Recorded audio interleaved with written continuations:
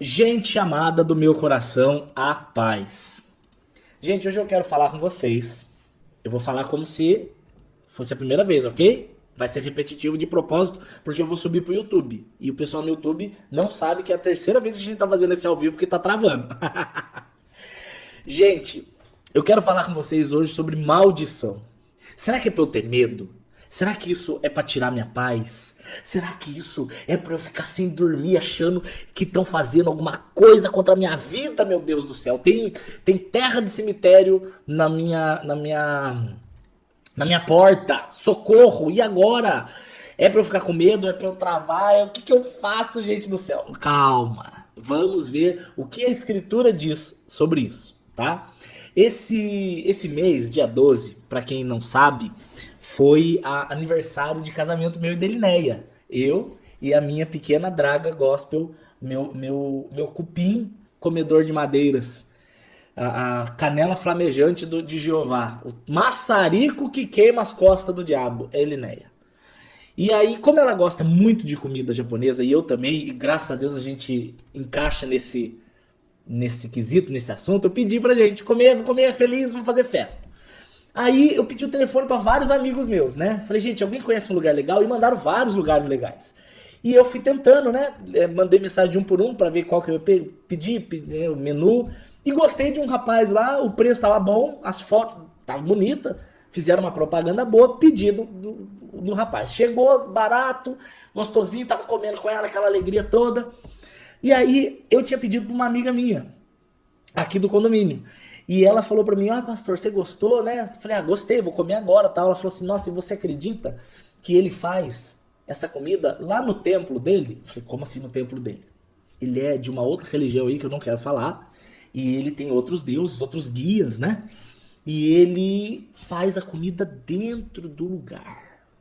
A chance dessa comida ser consagrada é altíssima. E aí vem aquela pergunta. Eu falei dia 12, é dia 14. Dia 12 é aniversário da Eli, dia 14 é o de casamento. Graças a Deus a Heloísa estava ali para me corrigir e eu não vou apanhar. Eu acho. Pode ser que sim, não sei. Aí, quando eu tava comendo e ela falou aquilo, eu falei, meu Deus, tenho que consagrar, tenho que orar. Há alguns crentes que dizem que não se deve comer. Por exemplo, balinha de Cosme e Damião, sabe? Ou alguma comida que vem de alguém que você não confia muito. Você sabe que a mulher não gosta de você e o seu marido traz uma torta da vizinha invejosa, fofoqueira pra casa. O que fazer, meu Deus do céu?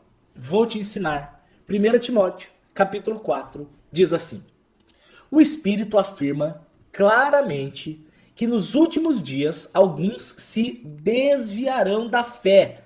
Esse fé aqui é desviar da verdade, eles se desviarão da verdade, dando ouvidos a espíritos enganadores e ensinos de demônios. Esses demônios, esses ensinos de demônios vêm de indivíduos hipócritas, mentirosos, cuja consciência está morta. Tais pessoas afirmam que é errado se casar e proíbem que comam certos alimentos. Eles tentam proibir que você coma esses alimentos, mas olha o que a Bíblia fala. Deus criou esses alimentos para serem recebidos com ação de graça. Ação de graça é com alegria, com gratidão. Gratidão, agradecendo a Deus pelo que você está comendo. Pelos que são fiéis, ou seja, por nós, né? É para ser recebido com ações de graça pelos fiéis e os conhecedores da verdade. Quem conhece a Jesus, conhece a verdade. Aleluia. Glória a Deus. Fico muito feliz com isso. Por quê? Porque tudo que Deus fez é bom. Não devemos rejeitar as coisas que Deus criou. Aqui ele está falando das comidas. Mas receber com gratidão. Por quê? Porque nós sabemos que elas se tornam aceitáveis pela palavra de Deus e pela oração. Isso está na NVT. Ó, se eu colocar na Almeida Corrigida Fiel, que é a mais comum, olha o que ele fala aqui. Porque pela palavra de Deus e pela oração é santificada. Eu já encontrei também alguma tradução, só que eu não me lembro qual, que diz consagrada. Deixa eu tentar ver se é na NVI que fala consagrada. Não lembro onde que eu li. Não, aqui também está falando santificada. Enfim. O que esse ensino quer dizer? Esse ensino quer dizer que se você pegar qualquer coisa que tenha, que vamos garantir que tem, fizeram um trabalho naquela comida. matar uma galinha, acender a vela, farofa, qualquer coisa do tipo que não me importa muito explicar agora em detalhes. Mas chegou pra sua casa, alguém quer fazer o mal pra você. O que você faz? Meu Deus, não vou comer porque aquilo vai me fazer mal. Não, a palavra de Deus não ensina isso. A palavra de Deus ensina você a pegar aquilo e consagrar. O que é consagrar? Olha aqui, vamos lá. Por que já não começa no maior, né? Por que vem sempre pequenininho? Consagrar. Ato de tornar sagrado. O que é sagrado? Sagrado. Aquilo que é santo. Ô Jesus. O que é santo? Santo. Separado para Deus. Olha que interessante. Eu vou fazer só uma comparação aqui para você entender. Todo aquele que crê em Jesus não morre, mas tem vida eterna. João 3 foi a conversa que a gente fez no último ao vivo. Por quê? Porque morte, olha o que significa morte. Morte significa separado de Deus. Então quem está morto, na verdade, está separado de Deus. Isso aqui, ele não está falando só da morte física, isso aqui é da morte espiritual. O ímpio que não conhece a Deus, Efésios capítulo 2, quer ver? Ó? Efésios 2, 1. Olha o que diz.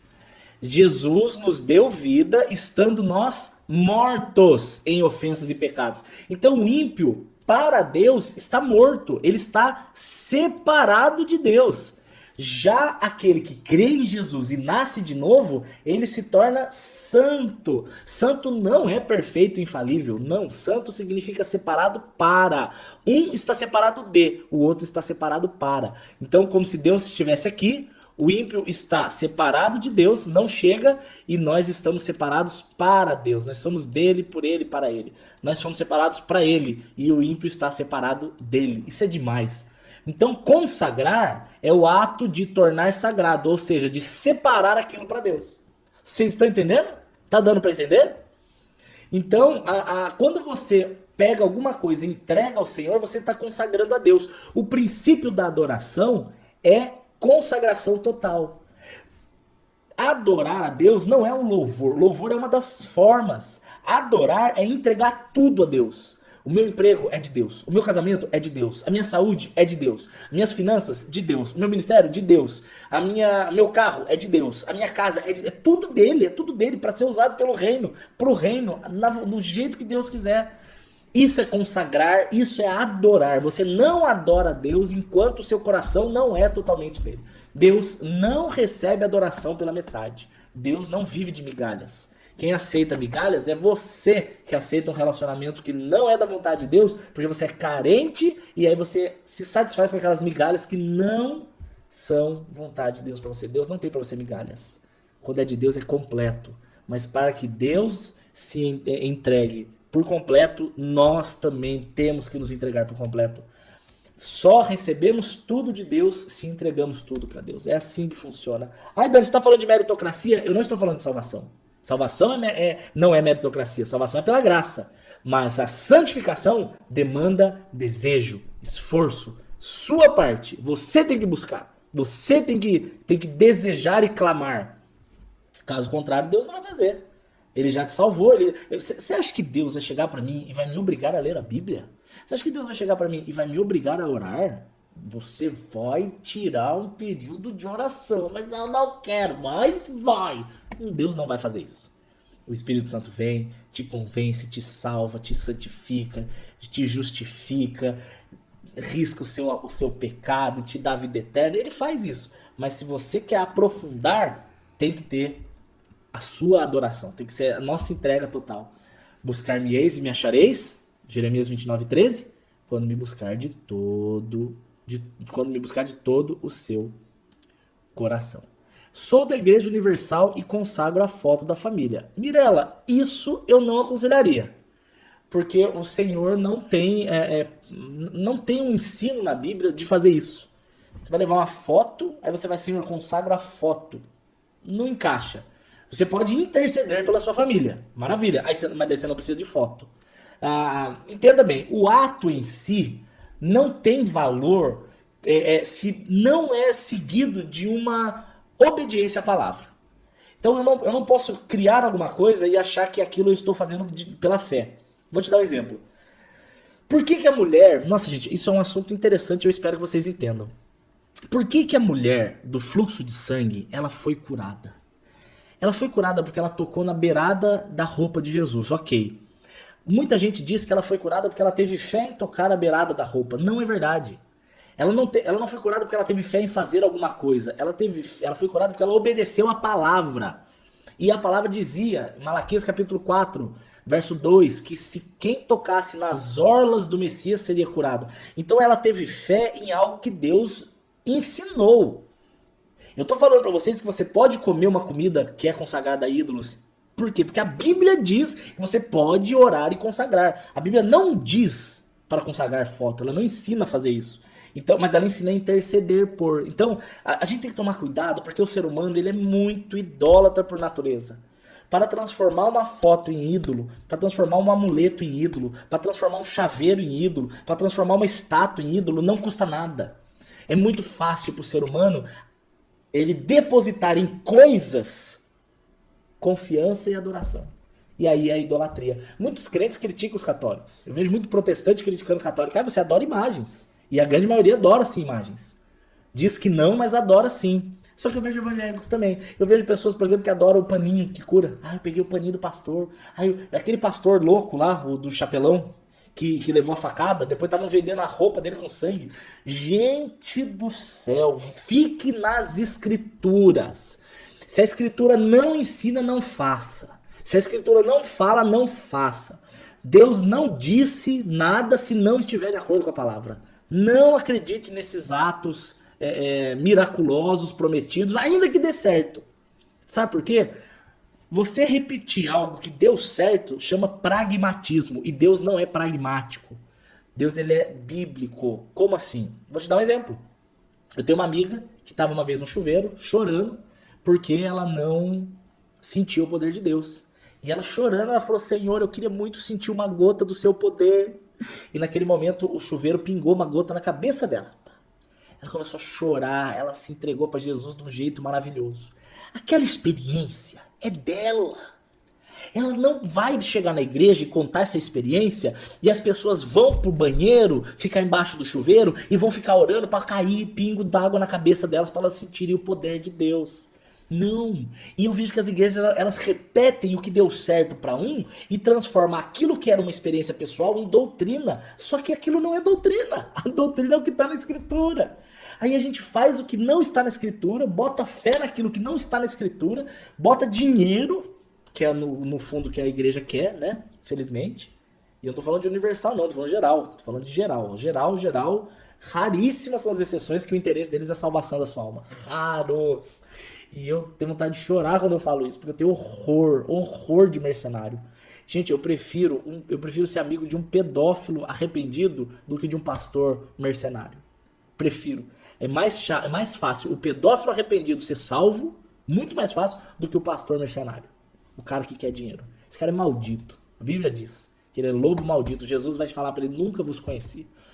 Mas enfim, isso aí foi só um adendo pastoral. O consagrar é separar para Deus. Então, beleza, nós pegamos aquela comida e separamos para Deus. Só que tem um problema. Aqui tem um grande problema. Isso não é para qualquer um. Dizer tá amarrado, dizer tá repreendido, dizer sai em nome de Jesus não é o suficiente se a sua vida não estiver de acordo. Meu Deus, a gente vai ver isso no capítulo 23, mas eu preciso fazer um desenho aqui para vocês. Isso aqui eu preciso deixar gravado. Eu já fiz isso no outro ao vivo, mas como eu teve que fazer de novo, eu preciso mostrar isso aqui para vocês. Olha, gente, esse rapaz aqui, esse rapazinho, ok? Vamos fazer aqui um rapazinho. A sensibilidade do mouse tá horrível. Esse rapazinho não serve a Deus. Ele não serve a Deus. E ele está aqui e ele recebe uma comida. Tá aqui a comidinha, tá? Eu vou fazer aqui eu tinha feito um hambúrguer daquela vez.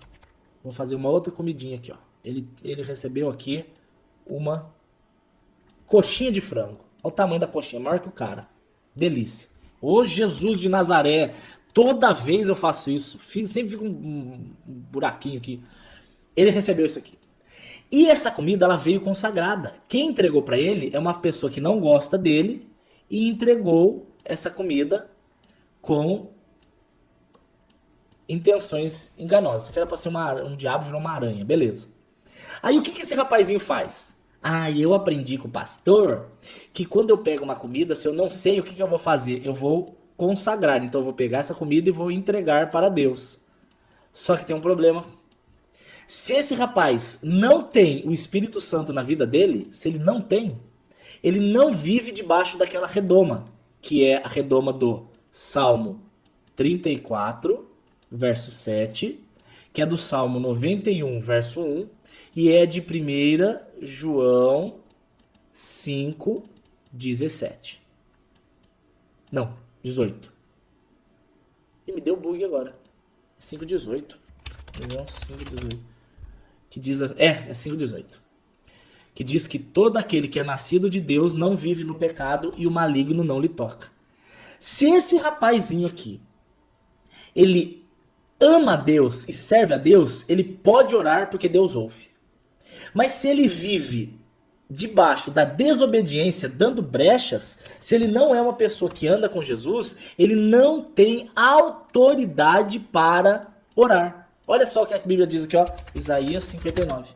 Então, aqui, ó, as vossas iniquidades fazem separação entre vós e o vosso Deus. Os vossos pecados encobrem o seu rosto para que ele não vos ouça. Então, se esse cara não vive uma vida de santidade, se ele não busca Deus, se ele não foge do pecado, se ele não...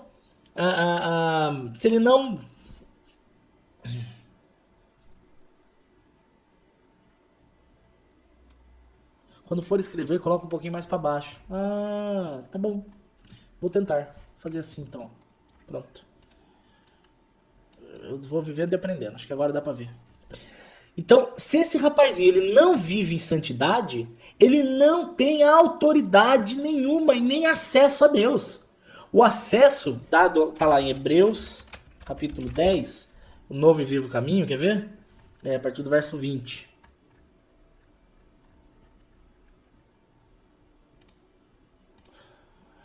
Irmãos, tenham ousadia para entrar no santuário, Santo dos Santos, pelo sangue de Jesus, pelo novo e vivo caminho que ele nos consagrou pelo véu, isso é, pela carne.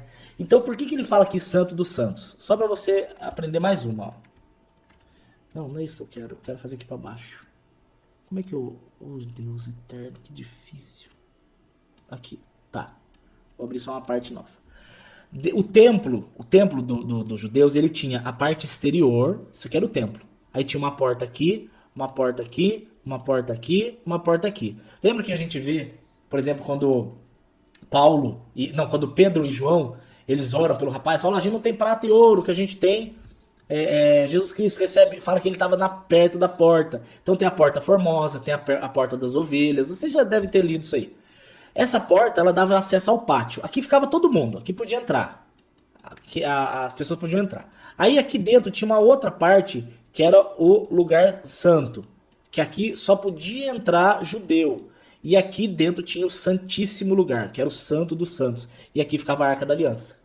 Então aqui só entrava o sumo sacerdote uma vez por mês, na Páscoa... uma vez por mês não, só na festa da Páscoa, e aí não podia entrar, se entrasse em pecado, queimava, vocês já sabem essa história. Então o que Jesus está falando é o seguinte, pelo sangue de Jesus nós temos livre acesso aqui dentro, na presença de Deus, aqui onde ficava a arca. Então a gente não precisa passar pela primeira porta, a gente não precisa passar pela segunda porta, a gente não precisa de profeta, não precisa de sacerdote, você através do Espírito Santo tem acesso ao Santíssimo Lugar. É isso que ele está falando. Então, se você tem acesso ao Santíssimo Lugar, você tem acesso a Deus. Então, ele não te nega os ouvidos. Ele não te bloqueia o ouvido. Então, Deus não ouve a oração do ímpio. Deus não recebe. Se você está vivendo em desobediência, se você está vivendo propositalmente, o próprio texto de Hebreus 10 diz isso, ó, voluntariamente. Quer ver? Cadê o voluntariamente aqui do 10? Aí, ó, 26. Se pecarmos voluntariamente... O que é esse voluntariamente? Eu sei que eu estou errado e quero continuar no erro. Isso aqui, ó, depois de ter recebido o conhecimento da verdade, ou seja, não, ele está fazendo isso porque ele nunca conheceu a Deus. Não, ele conhece, é uma pessoa que conhece.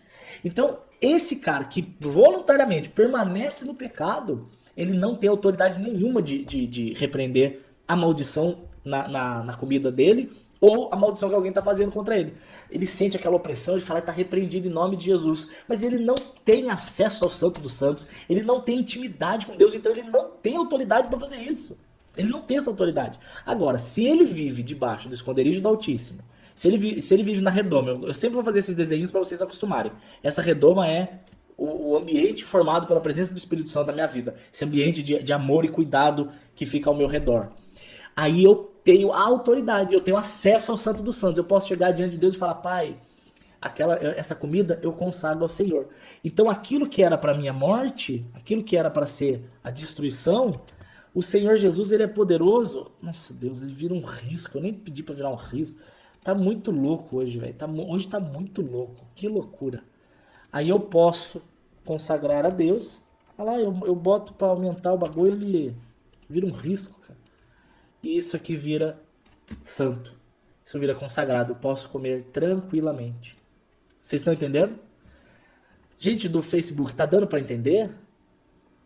Tá dando para acompanhar? Eu já tô meio perturbado, já não sei como é que tá funcionando.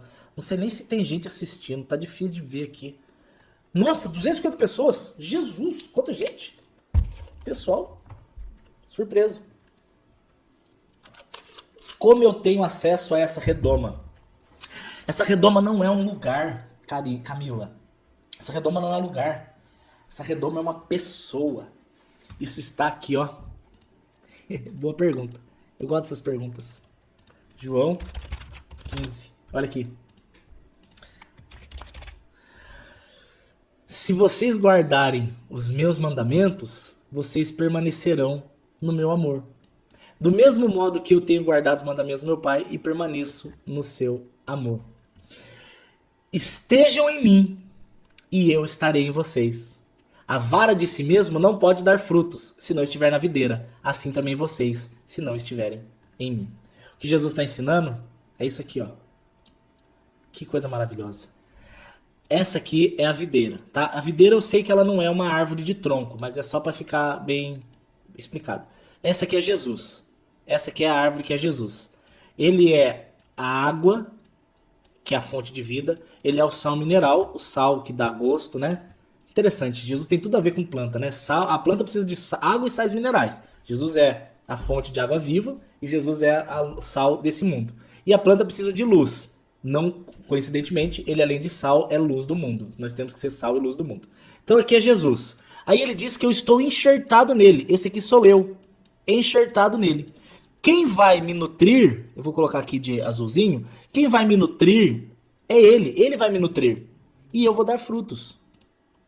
Eu vou dar os frutos. Só que esses frutos nascerão, por quê? Porque eu fui nutrido pela presença do Espírito na minha vida. Ele que me faz nascer os frutos. Por isso que eu falo pra vocês, fique enxertado na vida. Nossa, aqui tá parecendo um rim. Mas tudo bem. Um pulmão. Fica enxertado na videira, que naturalmente, quanto mais tempo você estiver com Jesus, você andar com Jesus, mais ele te preenche e mais o seu fruto vai nascendo. Esse fruto é o ministério, esse fruto são as experiências. Eu contei pra vocês hoje a história do rapaz que estava arrumando o meu carro, que ele tomava o vinho e tal, aquela coisa toda. E aí o que acontece? Eu não planejei pregar pra ele. Acontece. Você está em Jesus e naturalmente essas coisas acontecem. E estando em Jesus, quando você está enxertado, essa redoma ela é formada. Você faz parte de um reino. Você está em Jesus e isso forma o ambiente na tua vida. Nossa, isso é muito incrível, gente. Isso é muito incrível. Meu Deus do céu, isso é muito incrível. Mas amém. Vamos lá. Números capítulo 22. Quero mostrar isso para vocês na prática. Os israelitas viajaram para a campina de Moabe e acamparam a leste do Rio Jordão. Deixa eu pegar o mapa aqui. Mapa Israel Canaã. Esse aqui tá bom. Espero que esteja em HD. Ótimo, tá em HD. Ai, meu Deus, eu só quero a imagem. Aqui. Não tá tão em HD, mas tá bom. Moab fica mais ou menos por aqui, ó. Tá bom? Eles estavam por aqui. Isso aqui é Moab. Ok? Os israelitas estavam viajando para as campinas de Moabe e acamparam a leste do Rio Jordão, do lado oposto de Jericó. Balaque, o filho de Zippor, viu tudo o que o povo de Israel havia feito aos amorreus. Quando os moabitas viram como os israelitas eram numerosos, ficaram apavorados. O diabo tem medo da gente. E disseram aos líderes de Midian: essa multidão devorará tudo o que estiver à vista, como um boi devora capim no pasto. Então Balaque, era o rei de Moabe, né? Enviou mensageiros para chamar Balaão. Eu tenho 20 minutos, dá tempo. Nossa. Subiu um pozinho. Balaque chamou então Balaão, o filho de Beor, que vivia em Petor, sua cidade natal, perto do rio Eufrates. A sua mensagem dizia: vocês estão entendendo aqui a cena? Balaão estava sendo chamado por Balaque. Balaque era o rei, Balaão era o profeta. Balaque mandou uma mensagem para Balaão falando: vem aqui me ajudar. Preciso que você amaldiçoe esse povo. E é interessante, tem gente que não crê em maldição. Mas, gente, se você não cresce em maldição, não faria sentido esse cara ter chamado o profeta para amaldiçoar. Eu tenho certeza que esse cara já tinha feito isso várias vezes. Já era costume dele. Já era costume chamar para amaldiçoar o inimigo. E dava certo. Então, pra você falar: eu não acredito que isso aconteça. É porque você não conhece o mundo espiritual. Você não conhece. O mundo espiritual é real. Existe uma guerra pela sua vida. Existe uma guerra pela sua alma. Só que o ímpio não percebe. Sabe quem que é o que mais sofre com a guerra espiritual? Não é o crente. Quem mais sofre com a guerra espiritual é o morno. Não é nem o ímpio. Deixa eu mostrar para vocês aqui uma coisa. Olha só que interessante. A Bíblia diz que Satanás anda ao nosso derredor, rugindo como um leão, buscando que ele possa tragar. Então esse cara aqui, ele é morno. Eu vou colocar ele aqui como morno. Esse cara aqui, ele é filho. E esse cara aqui, ele é ímpio. Esse morno, ele anda em cima do muro. Esse aqui é o muro.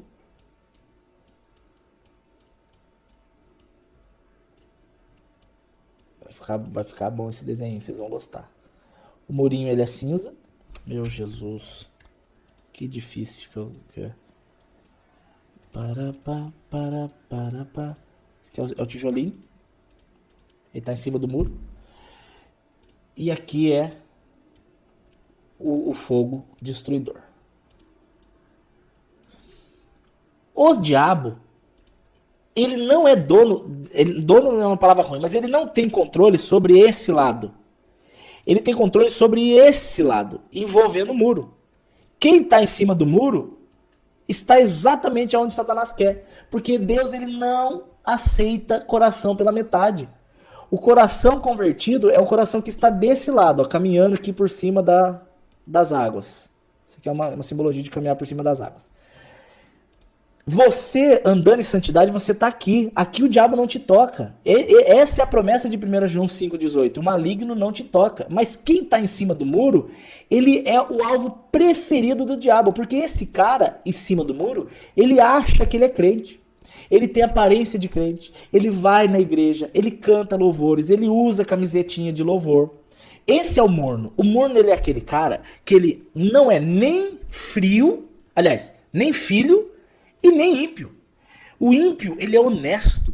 Jesus fala: ai, se vocês fossem frios ou quentes, no sentido de filhos ou ímpios. Mas você é morno, e porque você é morno eu vou te vomitar. O ímpio, ele é sincero, ele é perdido e ele não paga de crente. O filho, ele é sincero porque ele busca a presença do pai.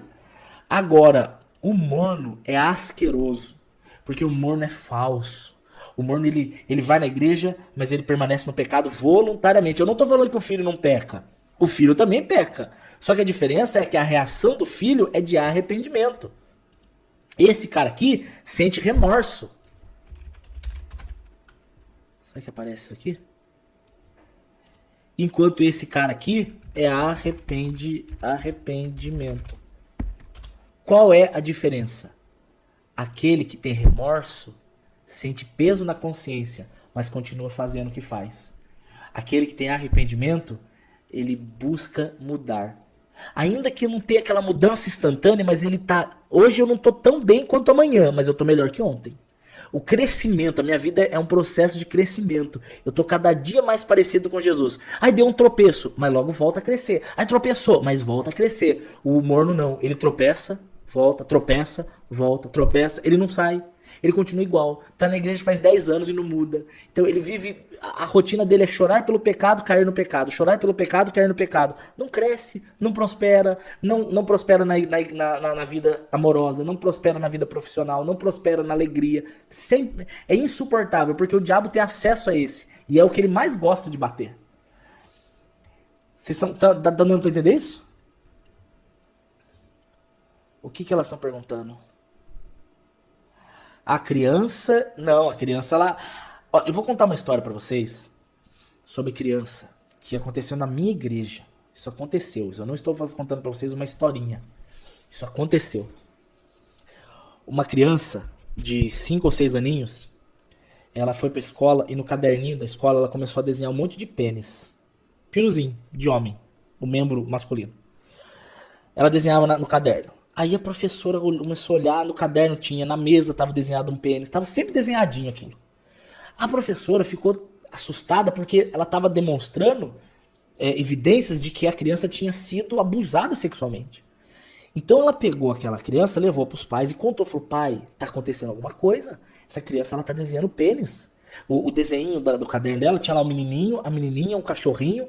A menininha tava com pênis, o menininho tava com pênis, o cachorrinho com pênis. A criança tava pirada. 5, 6 aninhos, criança. Aí o pai e a mãe, desesperados, levaram pro psicólogo pra saber, porque viram que a criança não tinha sido estuprada, ela ainda tava, era uma menina, né? Então ela ainda tinha lá a pelinha, não vou ficar entrando em detalhes.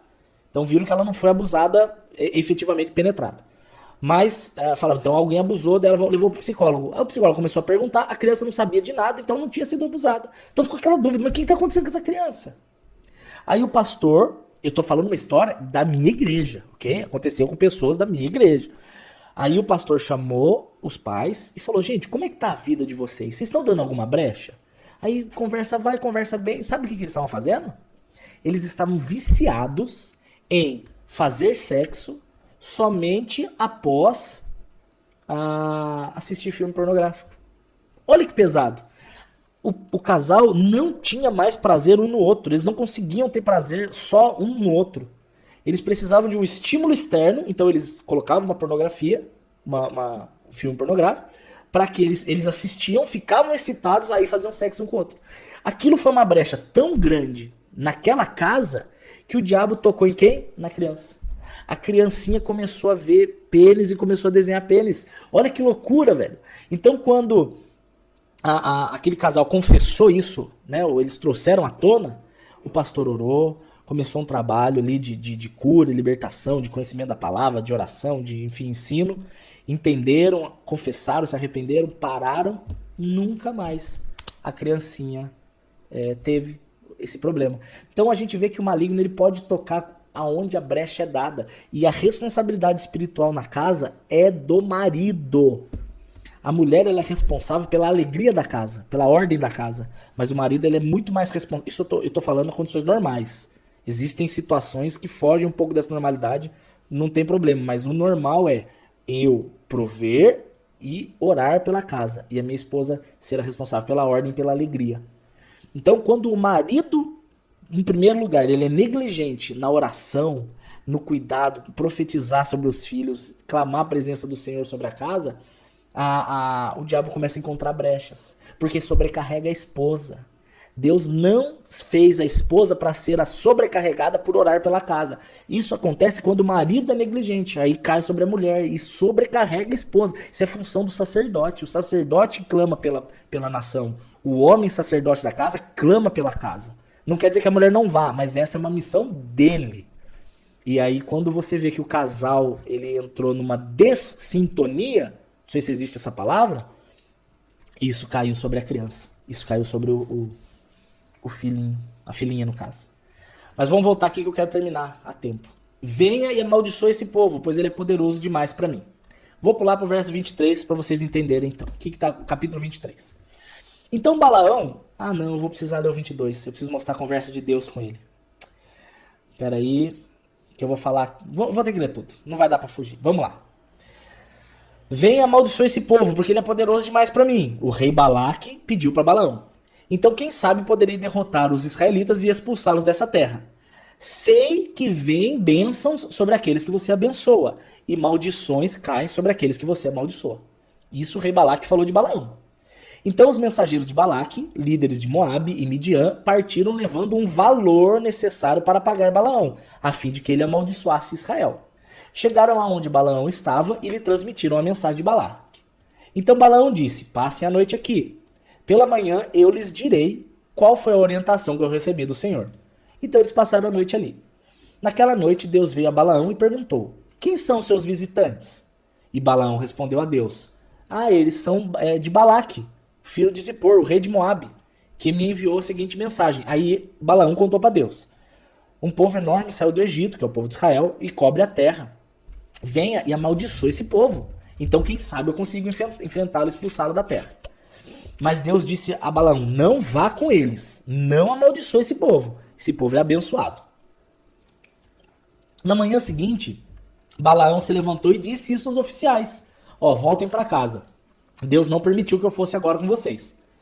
Os oficiais moabitas voltaram ao rei Balaque e contaram: olha, Balaão não quis vir. Então Balaque fez outra tentativa. Dessa vez enviou mais oficiais, mais importante que aqueles homens que ele havia enviado inicialmente. Eles foram a Balaão e transmitiram a seguinte mensagem: Balaque diz isso: por favor, não se recuse a nos ajudar. Pagaremos muito bem e faremos tudo o que pedir. Venha e amaldiçoe esse povo. Balaão, porém, respondeu a Balaque: mesmo que Balaque me desse um palácio cheio de prata e ouro, eu não poderia fazer isso, pois eu não quero ir contra a vontade do Senhor. Mas fiquem essa noite, eu vou ver se o Senhor tem algo mais a me dizer. Aqui ele tentou a Deus. Deus já tinha dito que não era para ele ir. Se ele falou para eles ficarem, é porque ele, na verdade, ele queria ir. Ele queria o dinheiro. Ele estava interessado no dinheiro. Balaão aqui não estava sendo muito sincero, não. Se ele tivesse sendo sincero de verdade, ele já tinha dito para os caras: ó, vai embora. Ele já disse que não quer. Mas quando eles ofereceram mais dinheiro, ele falou: deixa eu tentar falar com Deus de novo. Naquela noite, Deus veio a Balaão e disse: bom, esses homens chamaram? Então vá. Vai. Já que você quer ir, vai. Mas você vai fazer só o que eu mandar. E na manhã seguinte, Balaão se levantou e colocou a sela sobre a sua jumenta e partiu com os oficiais. Mas a ira de Deus se acendeu com Balaão.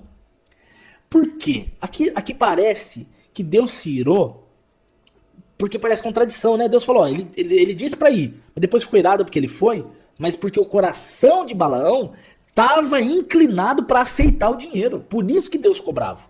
Olha só, vou mostrar aqui para vocês o que a Bíblia diz.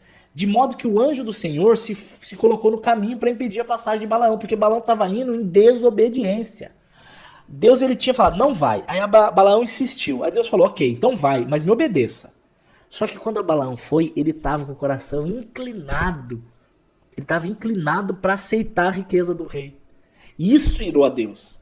Então Balaão ia montado na jumenta, acompanhado por 2 servos. A jumenta de Balaão viu o anjo em pé no caminho, segurando uma espada. E a jumenta se desviou e foi para um campo, mas Balaão bateu nela e fez ela voltar. Não vai dar tempo de falar sobre isso, eu tenho 15 minutos, não vai dar tempo, vou ter que pular essa parte. Então o anjo do Senhor se colocou em outro lugar, entre 2 vinhedos. Quando a jumenta do Senhor viu, aliás, a jumenta viu o anjo do Senhor, tentou passar por um espaço apertadinho e espremeu o pé de Balaão. Ela estava salvando o cara. Por isso Balaão bateu nela outra vez. Então o Senhor foi adiante para tentar matar ele de novo. E outra vez a jumenta tentou salvar o Balaão. O que ela fez agora? Ela deitou. E Balaão ficou batendo nela para ela andar. Então o Senhor fez a jumenta falar. Que loucura. Meu Deus. O que eu fiz para você me bater 3 vezes? E Balaão respondeu: você tá me fazendo de tolo. Se eu tivesse uma espada, eu te matava. Aí ela falou: mas eu sou a jumenta que você montou a vida inteira. Alguma vez eu fiz isso? Aí Balaão falou: não. Então o Senhor abriu os olhos de Balaão e ele viu o anjo. Aquela jumenta estava sendo usada por Deus para salvar Balaão. É interessante porque... Que interessante, gente. Meu Deus. Eu vou falar um pouco. Aquela jumenta, ela mostra que quando Deus quer te dar um livramento, ele vai fazer o impossível acontecer. Não é natural uma jumenta falar, mas porque você tem que entender o quê? Deus não queria matar Balaão. Não era da vontade de Deus. Só que Deus não pode fugir da sua palavra. É isso que vocês têm que entender sobre a justiça de Deus. Deus não quer condenar o ímpio. Mas se o ímpio não crer, Deus tem que condenar o ímpio, porque Deus não pode mentir na sua palavra. Ele falou para Balaão, vai, mas faça o que eu disser. Então ele queria que Balaão fosse. Só que Balaão estava indo com o coração torto. Balaão estava indo com o coração de quem queria o dinheiro. Então, ao mesmo tempo que Deus queria que ele fosse, Deus tinha que mandar o anjo para julgá-lo, porque ele estava em desobediência. Então você vê a face da justiça e da misericórdia de Deus sempre andando juntas. Por isso, gente, isso é muito incrível. É por isso que Jesus morre. Porque não tinha outro jeito. Deus quer perdoar o ser humano, mas o ser humano pecou. E se Deus ignorasse o pecado, Deus se tornaria mentiroso, porque ele disse que a alma que pecar morrerá. Então Deus, ele tem a misericórdia que ele quer salvar, mas Deus tem a justiça, porque a alma que pecou tem que morrer. Então o que fazer? Aí Deus envia Jesus, Jesus morre conosco e ressuscita conosco. Então Jesus, ele recebe a ira de Deus e ele morre com a nossa velha criatura. Então, e quando ele ressuscita, ele nos traz a salvação. Então, em Jesus, Deus cumpre tanto a misericórdia quanto a justiça. O pecado é pago e ele nos ressuscita, nos perdoando toda a iniquidade. Então, você vê essa dupla face de Deus constantemente. Não é que Deus tem duas caras, são dois lados da mesma face. Balaão, Deus queria que ele abençoasse o povo, então Deus queria que ele fosse misericórdia. Mas ele estava em desobediência, então o anjo tinha que vir para dar espadada nele. Justiça. Vocês conseguem entender isso? Não é muito louco isso, cara? Então, Deus ele ainda falou 3 vezes com Balaão, e Balaão não entendeu. Na terceira, Deus teve que vir. Eu já falei isso várias vezes. Deus fala uma vez contigo na palavra. Deus fala depois contigo pelo Espírito Santo no teu coração. Terceiro, Deus usa alguém para falar com você. A quarta, pode ter certeza que é castigo. Mas pode ter certeza, Deus não vai falar de novo. É castigo. Se Balaão não tivesse ouvido na terceira vez, era espadada na cara. Ele estava morto. Então Deus ele vai falar com você. Tem gente que chega, ai meu Deus, Deus está falando muito comigo. Cara, muito provavelmente ele já tinha falado no teu interior, você não ouviu. Então não é pra você ficar tão feliz assim quando você ouve uma pregação falando com você. Muito provavelmente ele já tinha falado com você antes. Isso aqui é uma figura da misericórdia e da justiça. Então o que acontece? Olha aqui. Pequei, disse Balaão ao Senhor. Não percebi que estavas no caminho impedindo a minha passagem. Se te opõe à minha viagem, eu volto para casa. Então o anjo do Senhor disse a Balaão, vai com os homens, mas só fale o que eu disser. Então ali, o anjo falou para ele, é para você ir, não é para você voltar, mas é para você não aceitar o dinheiro deles. Isso é incrível. Quando o rei Balaque soube que Balaão estava a caminho, saiu para encontrar com ele. Vamos lá para o capítulo 23 agora, que é o encontro dos dois. Números 23. Balaão então disse a Balaque, faça aqui para mim 7 altares e prepare 7 novilhos e 7 carneiros. Balaque seguiu as instruções de Balaão e os dois ofereceram um novilho e um carneiro em cada altar. Peraí, tá.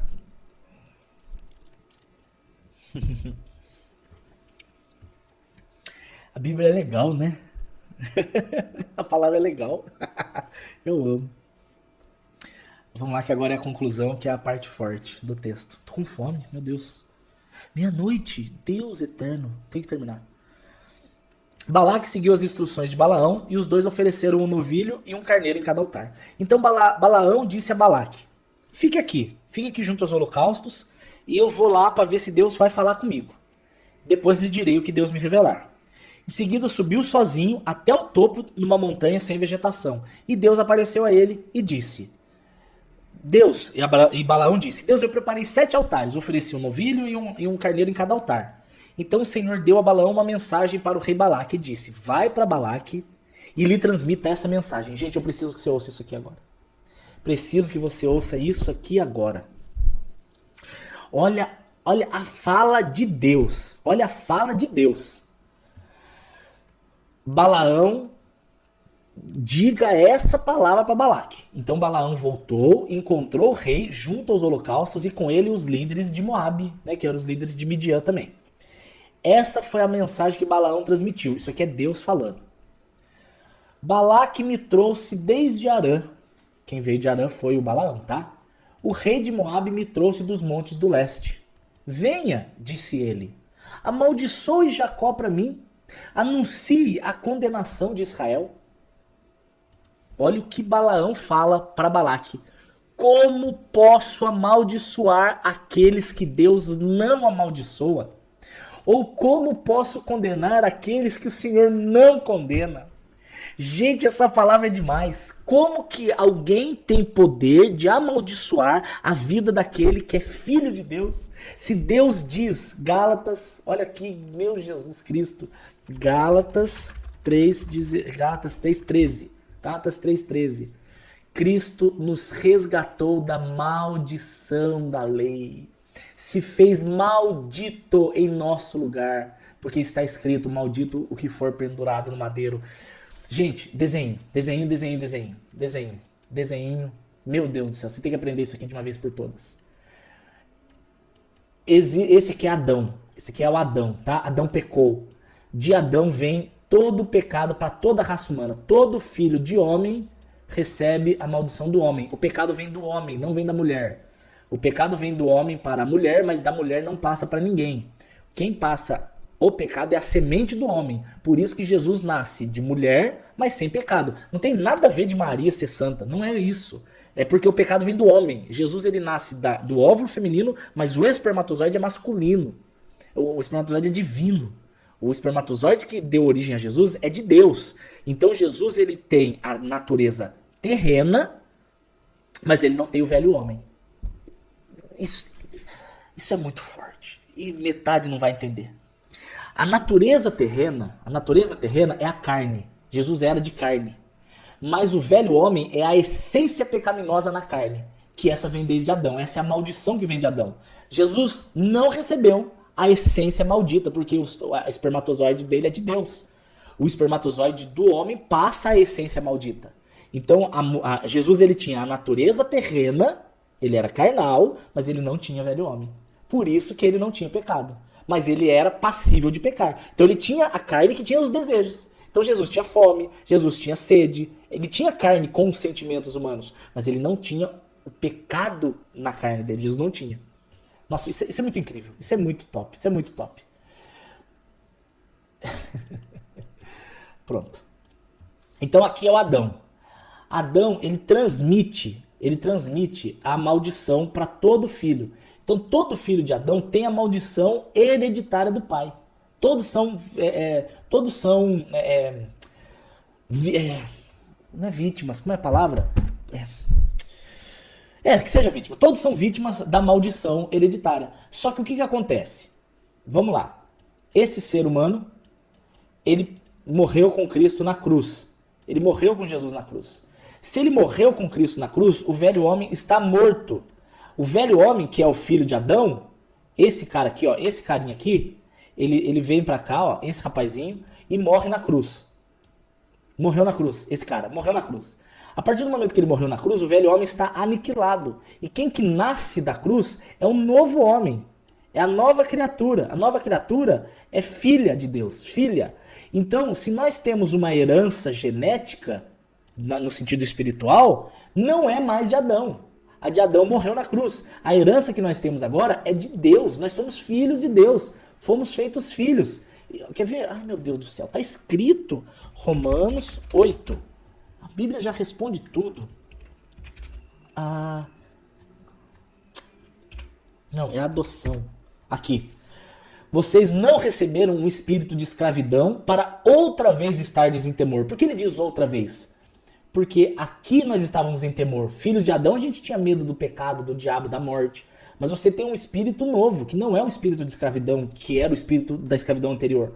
Mas vocês receberam o espírito de adoção de filhos, pelo qual podemos clamar Abba, Pai. Abba é papai. É uma expressão que só filho pode chamar o pai, de Abba. E o mesmo espírito testifica com o nosso que somos filhos. E se somos filhos, somos herdeiros também. Herdeiro do quê? Das promessas e herdeiro das bênçãos. Então essa pessoa, não existe mais sobre ela maldição hereditária. Uma vez que a maldição hereditária vem do pai e nós não somos mais filhos de Adão e somos de Deus, se eu disser que um filho de Deus tem maldição hereditária, eu estou dizendo que a maldição dele está vindo de Deus, porque Deus é meu pai agora. Então não faz nenhum sentido. Eu não sei se isso aqui consegue fazer sentido na vida de vocês.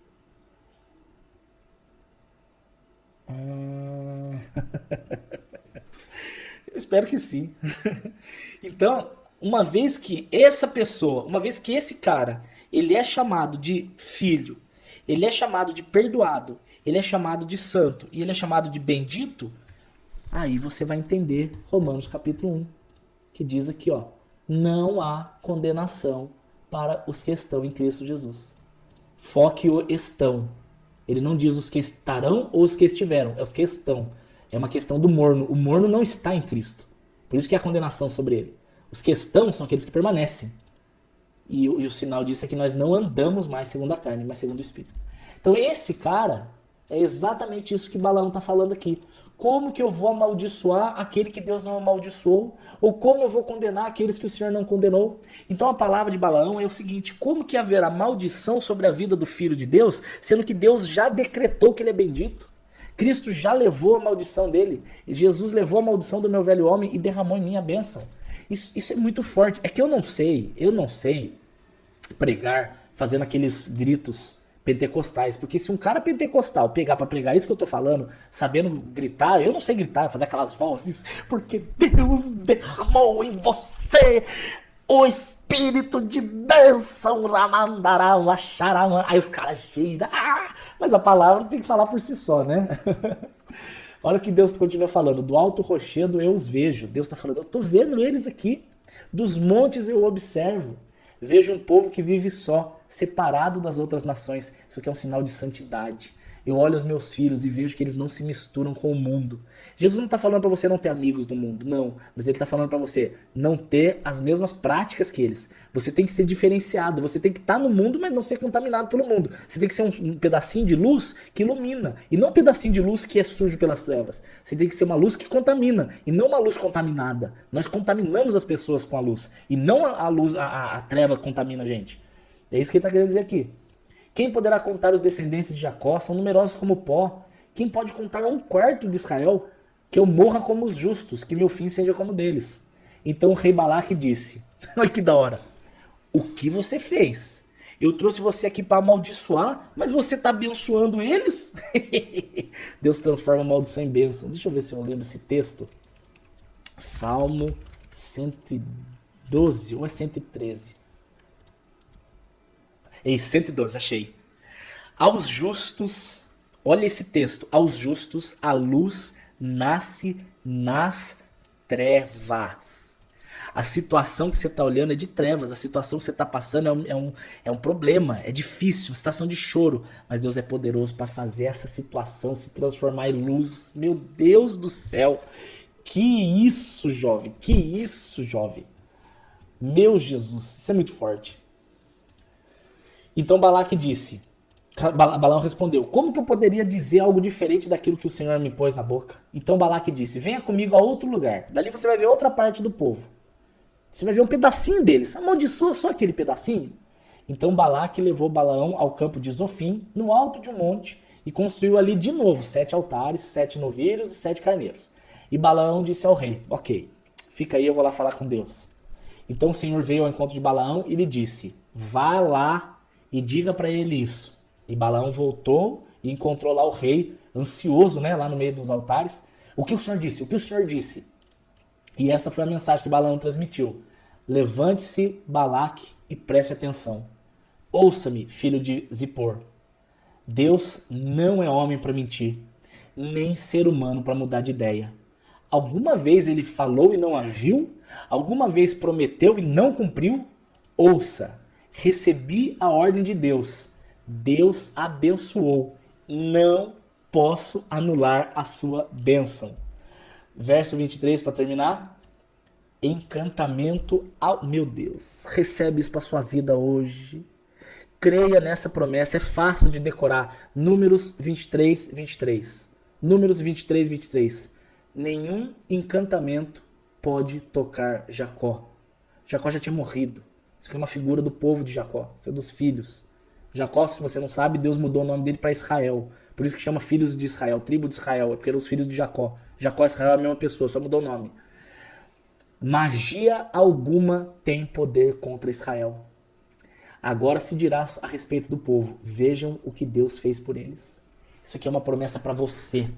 Isso aqui é Deus falando para você. Nenhum encantamento pode tocar na tua vida. Nenhuma magia tem poder contra você. Nenhuma maldição tem efeito na sua vida. Se você permanece fiel na presença do Senhor, se você busca o Senhor, se você chora na presença dele, se você tem desejo por conhecê-lo cada vez mais, se você tem horror do pecado, gente, tira da sua vida as justificativas.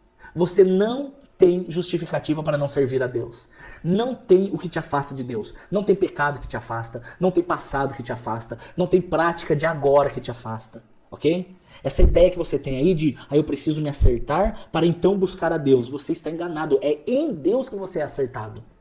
Eu vou te dar um exemplo. Jesus é o médico que cura. Você está leproso. Você está com câncer. Você está dizendo que você vai esperar o câncer ser curado para ir para o médico? Não faz sentido o que você está falando. Jesus é o que vai curar você do seu problema de pecado. Jesus é aonde você tem que ir. É nele que você tem que ir. É ele que você tem que buscar. É ele que você tem que clamar. Não ligue porque as pessoas vão pensar. O seu problema não é com as pessoas. O seu problema não é... Você não tem que responder nada para as pessoas.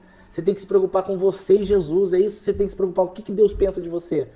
Eu estou devendo para Deus. Então acerta. O que você tá, como é que Deus pensa de você? Eu sou filho amado, ele me perdoou, me salvou. Então se alegre, curta a presença do Pai, porque nenhum encantamento tem poder contra Jacó. Quero orar com vocês, para a gente terminar. Senhor, meu Deus, em nome de Jesus, eu quero clamar agora pelo seu povo, meu Pai. Quero clamar agora, em nome de Jesus, pelo meu povo. Deixa eu só tirar essa figura aqui, para ficar mais fácil para mim. Senhor, meu Deus, em nome de Jesus, venha livrar o seu povo de todo tipo de maldição, Pai. Venha fechar as brechas, Senhor, nos coloque no nosso coração o que estamos fazendo de errado, o que precisamos acertar, aonde precisamos corrigir, Pai, para que a gente não te desagrade. Queremos te servir, Senhor, queremos estar contigo, não queremos estar em outro lugar, Pai. E sobre a casa de todos aqueles que andam na sua presença, eu hoje repreendo em nome de Jesus toda ação do diabo.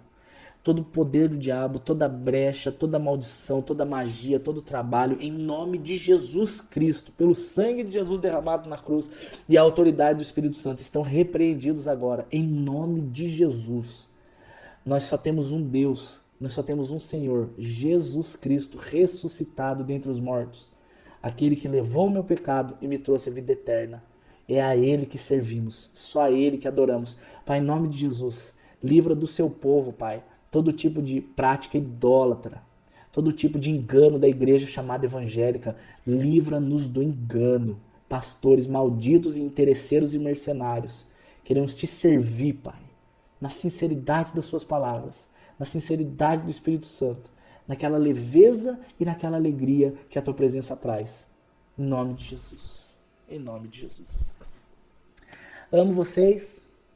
Fica por aqui hoje. Estou cansadinho porque, foi quase 2 horas de novo, somando o que deu errado nos outros.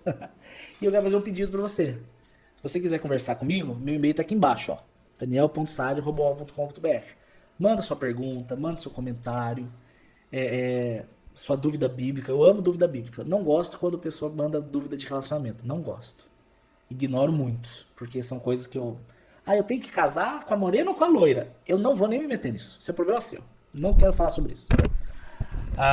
Mas uma dúvida bíblica, você quer pedir uma ajuda, vamos orar junto. Lembrando que a minha oração não é mais forte que a sua, viu? Você não precisa pedir pra mim, pra que eu ore por você. Você pode orar. Você tem o mesmo Senhor que eu. A gente pode até orar junto, mas não transfira pra mim a sua responsabilidade de oração. Tem gente que quer passar pra mim a vida de oração dele. Dani, você ora por mim? Eu oro. Que bom. Então se o Dani ora, eu não preciso. Sai fora. Eu não sou seu Espírito Santo, não. Ore você. Se você quiser receber as crônicas, tá aqui. Manda um e-mail pra mim. Fala, Dani, quero as crônicas. E aí eu vou pedir uma ajuda. Quem puder, quem tiver condições, essa obra não tem ajuda de igreja nenhuma. Nós somos independentes, eu e Eli. Nós vivemos 100% de pessoas que abençoam. Então tudo aqui na minha casa, graças a Deus, vem do que as pessoas abençoam. Se você quiser abençoar, no final das crônicas tem os dados. Tem lá os dados assim, do banco. E você me avisa, porque eu quero muito orar por você. E não quero mais falar sobre isso, porque eu não gosto de falar de dinheiro. Amo vocês. Deus abençoe. Até o próximo.